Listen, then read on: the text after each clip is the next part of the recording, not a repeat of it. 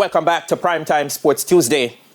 Four-time gold medalist Shanoya Douglas was among a large number of athletes on Jamaica's successful team to the 52nd staging of the CARIFTA Track and Field Championships in Trinidad and Tobago, who returned to the island on Tuesday.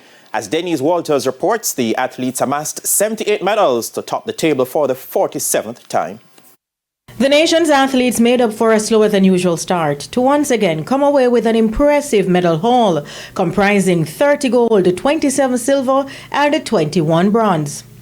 While the medal bounty was 5 less than the 83 secured in the 2024 staging, assistant coach Kirk King, who had responsibility for the hurdles and relays, says the athletes performed well in trying conditions to deliver the goods. Challenging meet. I mean, when you're in enemy territory like Trinidad and Tobago, they make it difficult for you. But we did extremely well. I mean, we are very pleased with the medal count. With the circumstances that we faced, you understand? I mean, we had a few injuries, but we managed to work around them and got the job done. While on the 2200 meters bronze medalist Shanoya Douglas was one of the standout athletes for Jamaica as she ended with gold medals in the under 2100 meters, where she sped to a personal best 11.26 seconds, the 200 meters in 23.02 seconds, and helped Jamaica to gold in the sprint and mile relays. I was extremely pleased with my performance and it was a great experience. I think all of them are special. None of them are more special than any other. All of them are put effort in all 4 of them, so all of them are special.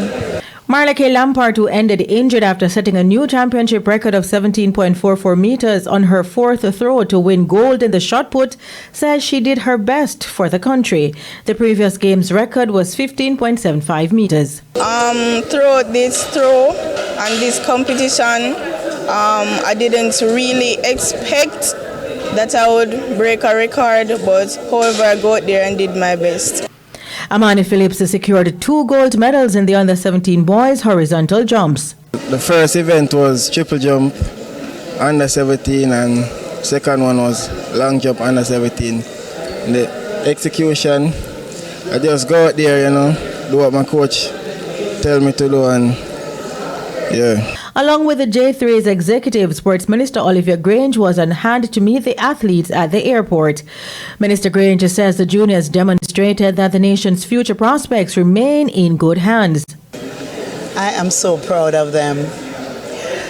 What I would say amazes me, but what inspires me is that we keep turning out a cadre of young athletes that continue to maintain the standard of which we are known, for which we are known. And so Jamaica's future is great. Jamaica's future is bright when it comes to our prowess and our performance in track and field. A large number of the nation's team will now turn their attention to the pen relays from Thursday, April 24 to Saturday, April 26 for the respective high schools. Denise Walters for TVJ Sports.